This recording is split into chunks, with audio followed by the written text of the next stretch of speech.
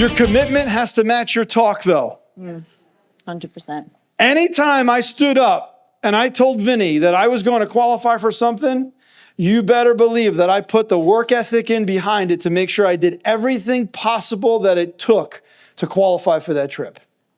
I remember there was one time we had, similar to a 615 trip, we called it was a Seven Springs, right? And you had to have 12 legs, and they had a name for it at the time. And I said to Vinny, I missed one. And I said to him, next year, I will be at that trip. And he said, I'm going to hold you accountable to that. Now, he didn't necessarily hold me accountable to that, but the fact that he said, I'm going to hold you accountable to that, I held me accountable to that. Because I'm a man of my word. And if I give somebody my word that I'm going to do something, I am going to fight till the very last moment to do it. And here's what happened. Doris remembers this. Vinny 100% remembers this. I was working full time. I was broke. I had just sponsored my last leg, the 12th leg, 3 days before the trip. The trip was in Champion, Pennsylvania. It was 7.5 hours away. You know where Champion, Pennsylvania is? Exactly. Nobody knows where it is. No one knows where it is. And I qualified 3 days before. I said, Vin, I qualified, I'm coming. He's like, man, I'm so excited. I didn't even have enough money to get to the trip because I didn't have enough money to put enough gas in my tank. That's how broke I was. I was doing everything that I could to qualify to earn that trip because I was committed because I'm a man of my word. And I'll never forget, I pulled into a gas station. I had 0 gas left. And I tried to sell a case of excess to one of the guys that was at the gas station to get some money, to put money in my gas tank. And he said to me, don't worry about it. He said, I'll give you a few bucks. He gave me $10. It literally, the car, I had a Volkswagen Passat 6-speed. I had to keep it in very, in higher gears than it should have been to save gas. And I pulled into the parking spot and the car went like this. Into the parking spot at Seven Springs. I remember calling Vinny from the gas station. Vin, I have no money. I don't know what to do. I'm stranded out in the middle of nowhere, Pennsylvania. I saw a horse and buggy start driving by. I'm like, where am I? Amish. But I was in the zone. I was in the zone. And I had people that had my back no matter what. This talk isn't just about being in the zone. It's about having fun while you're being in the zone. Because here's the reality. I wasn't upset about it. I was still super excited. I wasn't thinking about what I did to get there. I was just so excited to be there, that I had earned it, that I had given it everything I got. And even to the last moment, earned it. Because I'll tell you something, this business is 98% attitude. It's 98% mentality. It's 98% your thoughts. It's 98% in your own head. It's 98% mentality. And it's 2% technique. It's 2% skill. But it's 98% how you think of it. That's the most important thing. It's how we think of the work that we're doing on a daily basis. It's become who we are. And so every day we're optimistic and excited and we have fun, but it didn't start out that way. When you first start out in business, you have this uninformed optimism, right? You don't really know what it's going to take, but you're super excited. Right? Guys sitting in the front row, brand new. You're excited. Oh, man, I want to do this. I want to be successful, right? And you're uninformed as to exactly what it's going to take, but you're optimistic. Now, everybody's been there. Then it gets to a point where you start to realize maybe it's a little bit harder than you thought. And you're like, okay, I got a budget. I never had a budget before, but I'm going to have to budget now. I never bought some of these products before, but I'm going to buy them now. I've never sold products like this before, but I'm so excited to sell Amway products and sell them. I'm going to sell them now, learn how to sell products to people. I've never had to talk to someone about an opportunity before and have somebody pursue me for the opportunity, but I'm going to learn about it. And the process of you studying and learning about it, now you're informed, but you're a little pessimistic. Can I do this? Like, I'm starting to figure out it's harder than I thought it would be. Can I do this? And then you get to a point in your business and in your mind, mentality, because it's 98% attitude, you get to a point of informed optimism. That's when you get in the zone. That's when you get to the point where you know what to do, you know what it's going to take, you know how much it's going to take, you know the effort that it's going to take, and you're willing to pay the price. You're willing to go out there enthusiastically, optimistically, and with passion, and you know that you're going to win. Informed optimism. But you've got to allow yourself to make the decision when you're in the informed pessimism. You've got to make the decision to press forward and to keep on going and live in victory. Dana and I live in victory every single day. We know every day we're going to win the day. We wake up in the morning, as soon as my feet hit the ground, I know I'm going to win the day. This is how I speak to myself. Self-affirmations. What are your self-affirmations in the morning? I say to myself, I'm an overcomer. I'm an overcomer. I'm overcoming to become. I'm overcoming to become. I'm overcoming to become. I'm super successful in business. I've hit massive levels in business. My wife and I have an amazing marriage. I get the opportunity to be her husband today. I get the opportunity to be my kid's dad today. I get the opportunity to be in Vinny Pappalardo's business to prove and set a great example for the people in my organization, to set a great example for me, for my wife, and for my kids. I get the choice, the opportunity to do that today. I live victorious. I will win today. And then, when you make the decision to live victoriously, you then make the decision to work victoriously. Because some of you go out and do the work as if you lost. And you can never win thinking that you're going to lose. You have to have optimism. And it's not just positivity. I think positivity is a Band-Aid over something that's negative. So many people can have positivity. Oh, yeah, I'm going to be positive. Oh, yeah. But your life is falling apart. You just put a positive Band-Aid over something it's not going to heal it. You have to learn how to be internally optimistic. And that doesn't go away. Like people are like, Mike, how can you always be so positive? I'm not. I'm internally optimistic. And then, after you live victoriously, and you work victoriously, and you start to think victoriously. See, when I didn't have confidence, I built evidence. Small wins. And those small wins helped me build my confidence. And when I didn't have evidence, I built skill. I studied what to do, studied how to do it.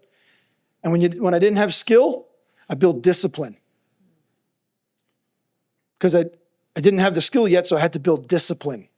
And when I didn't have the discipline, I built accountability. And when I didn't have accountability, I removed the negative, toxic people from my life, changed my associations, changed my environment, and I added the pursuit of greatness. And that gave me accountability, which gave me discipline, which gave me skill, which gave me evidence, which gave me confidence.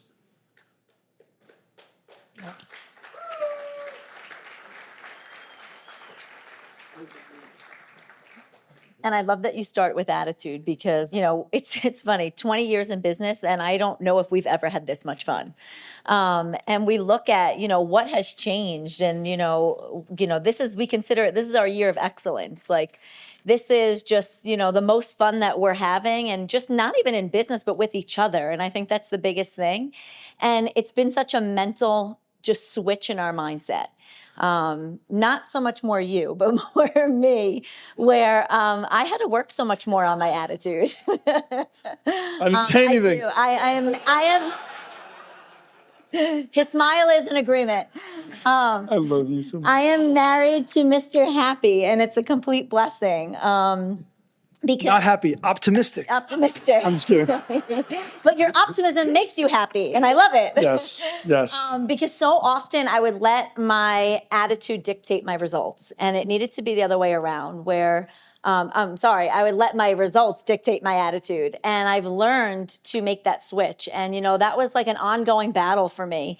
And it put so much pressure on myself internally that therefore it put pressure on our relationship. And we couldn't really thrive in our relationship. We couldn't enjoy, we couldn't have fun because I had this mentality, well, I could be like him and be happy and excited when fill in the blank.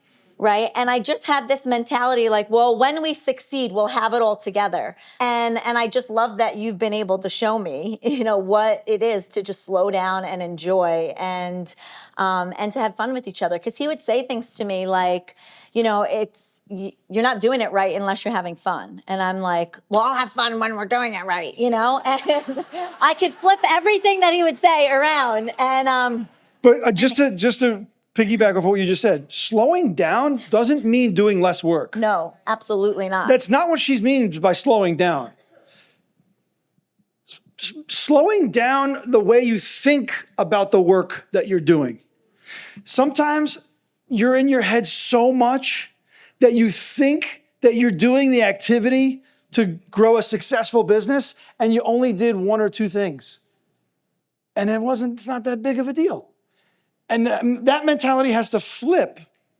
And you do a tremendous amount of work and think like, no big deal. I did nothing. Like we could take the kids to go get ice cream. We made 6 to 8 masawas a day. We know if we hit 6 to 8 people aware, make 6 to 8 people aware what's available a day, I know that somebody's going to pursue me for opportunity. Yep. I know it 100%. So if every day, Gianna, my kids will be like, how many people did you make aware today? Oh, we made 4. Okay, we got 2, 3, 4 more to go. Let's go. This is fun. This is a game. She's like, well, if I make somebody aware, does it count? No. You're 12, right? She has a good message though. She does.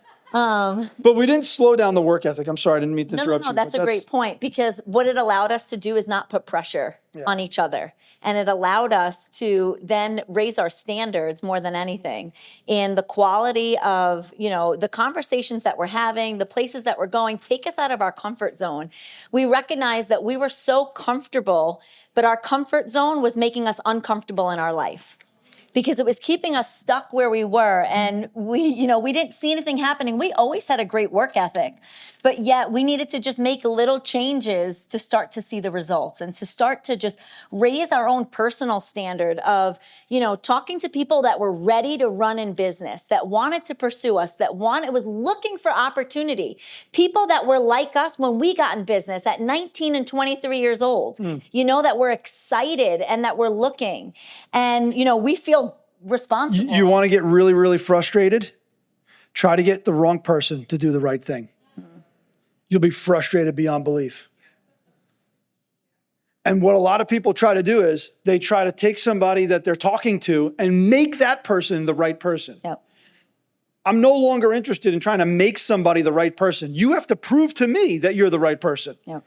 And I'm going to talk to so many people and have them prove to me that they're the right person. It's not arrogance, but it is an air of victory.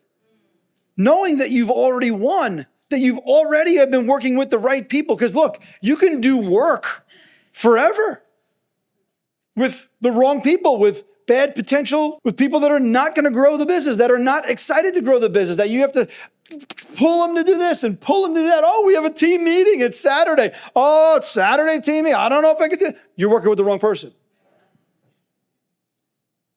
We have people that had flat tires on their way over here still here. We have people that had massive things happen to them in their life still here, committed to the team, because it's not just about you. See, a lot of times most people, what they don't do is they don't commit to the team. They're committed to themselves, but they're not committed to the team. But really, they're not even committed to themselves because how are they going to possibly build a team? How can you build a team when you're not committed to a team? Right. You're going to launch somebody in business and go, okay, this is the team, and they're going to see that you're not committed to it, and so then why should they commit to you? If you're not committed, why should someone commit to you? If you're not the example, what are people following? And you wonder why you launch somebody in business and they don't stay in business, or you're launching the wrong people because they're not following the right example. So it's not even so much about the people, it's about you. It's about me. I had to change me. I had to change the way I thought about who I'm going to talk to. Make sense? I knew I wasn't built for easy. I was forged for impact, to make a difference, to make an impact in people's lives. And I keep reminding myself, I don't chase comfort, I chase greatness. Yeah. The world bends to those who show up relentless with drive and unwavering clarity and focus. The world will bend to you. No more waiting. Today is for intentional action. Bold steps forward and zero apologies. You don't have to explain your mission. Prove it. Pursue it. Put your name on every outcome. That's how you become a champion. No noise, no excuses, just keep moving forward. That Masawa you just did, that meet and greet you just did, if you recorded it and sent it to your mentor, do you want your name on it? The person, that potential IBO that you were just talking to, is that who you want your name on?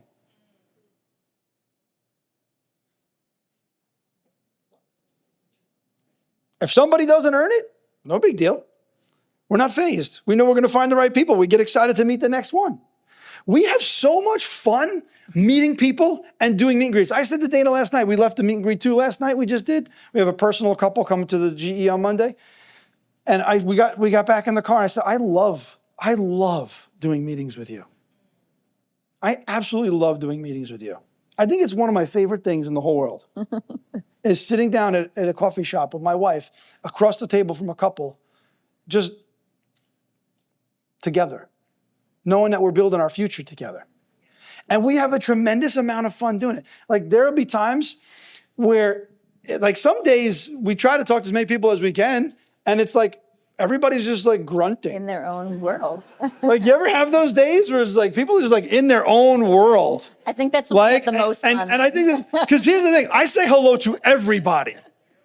Like if you've been out with me meeting people, you know, I say hello to everyone. The person holding the door, the cashier, the person mopping the floor, it doesn't matter. I say hello to everyone. Some days there are people that just grunt. And what do we call that? That's personality day. And the kids know, they go, oh, today must be personality day. It's a little bit of sarcasm, you know. But we have fun with it. Sometimes we'll walk out of a place that we've been in for maybe 10, 15 minutes looking for the right person. We walk out and a nice couple starts walking in. They're and friendly, I'm like, they hold the door for us. I'm like, oh, we were just going back in. I'm like, where are you guys going? Right? Or we'll be driving away somewhere and there'll be a nice couple going somewhere. I'll lower the window down. The kids will be in the car. Dana's in the car. I'll go, oh, where are you guys going? They turn around. They're like, and I'm just joking. I'm not looking at But like seriously, connect with them. But I want to have fun. Look, you got to have fun while you're doing it. Look, the other day we were looking at Mother's Day brunch spots, and we were going to there was different places on the South Shore. There's the Bourne Mansion. There was the mansion at Timber Ridge, and we were going to do something nice for Mother's Day.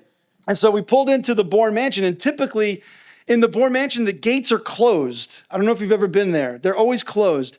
And it happened to be that the gates were open. So what did I do? I just drove right in, you know? Gates are open. A giant wedding going on. Giant wedding. And there's one lane. You can't turn around and come back. You have to go in. True. So now I'm in the wedding. There's limos pulling up behind us. The kids are I can't get out. I can't get out. The kids are nervous. The kids are in the back seat. They're nervous. Dana's like, oh my gosh, what are we going to do? I said, don't worry. I got this. So the valet guy comes running up. He's like, oh, can I take your car? I go, no. I'm here for the flowers. Tell John, leave them exactly where they are. No joke. He looks at me. He's like running. He looks at me. He's like, okay. So now No. the next guy comes. No, I have no idea if there's even a John there. But I do know that there are flowers at that wedding somewhere. I think there was a John because the next guy comes and you're like, we told John. And he was like, good, got it. Thank you. Yeah. And I said, yeah, the next guy comes running up. He's like, he's checking on the car. Like, why are you still in the car? Aren't you supposed to go into the wedding? And I'm like, no. We just dropped off the flowers. We're looking to exit. Can you point me to the exit? They're with John. John knows what to do. And the kids are hysterical in the back seat. But we're having fun. We're having so much fun with it. We're having so much fun with it, right? We do. When you do enough work, you don't have to settle. People settle that don't do enough work. And we talk about better is better, more is not better, Right. right? More work doesn't mean that it's better. Better work means better, but don't twist that because then some people will go, oh, I'll do less work because it's better. No. You just did less crappy work. You have to do more better work. It's not less than 10 meet and greets. It's still 10 meet and greets, but 10 good ones, not 10 bad ones. I will say, though, I think we had the mentality that more would lead to better, but we recognized we needed to make it better is better. Mm-hmm. And I think that held us back for a little bit until we made that switch. You know what's the greatest thing in the world, in my opinion? That I know that when I'm out there every single day, talking to people, making people aware, building our future, building my kids' future, that I know that when I come home at night, I know I'm loved and encouraged. And I know that my wife protects my mind. She protects me. When I'm out there and I do a meet and greet and I come home and she says, hey, how did it go? I go, it went great. Mm-hmm. She knows, don't ask me anymore. It went great, that's it. Let's talk about something else. Right? If I want to tell her the details, I'll tell her the details. And Right? you would never. I would never. You would never share. No. anything I wouldn't share any negative That's what I'm details. saying, that's But what I'm I'm saying, saying. if it really was a great meet and greet, I would say, oh man, this guy's excited. He's coming to the GE. You say I protect you, you protect me. I also protect you. And I protect the 100%. kids. You know, we don't talk negatively about our team. We don't talk negatively about each other in front of our children or even, in front of each other. Do we argue? Of course we do. Nobody's perfect. We keep working on our relationship every single day. But it's exciting because we're doing it together. So last thing here, and I'll just wrap up with this. We made the decision that we were going to win. I think number one, you got to make the decision that you're going to win. Yep. No matter what. Once that decision is made, number two, learn what to do. Study. Make a real study of it. However you decide to study, however you study, repeat. Like I have to repeat things. I got to write things down. I stay up at night studying things. Number three, once you've made the decision to win, no matter what, you've learned what to do, you studied, you're studying, you go out and do a lot of it, and you don't analyze your own results, but you get coaching and mentorship along the way to progress and get better. I think a lot of times people do a little bit of work and they try to analyze everything, and they change things too often, and they never get results because they keep changing things and they never talk to their coach about it. You're not supposed to change the things. We're supposed to help you learn how to change the things. And then number four, keep an enthusiastic, optimistic, victorious attitude all along the way. Never finished. Woo! For the calendar year 2024,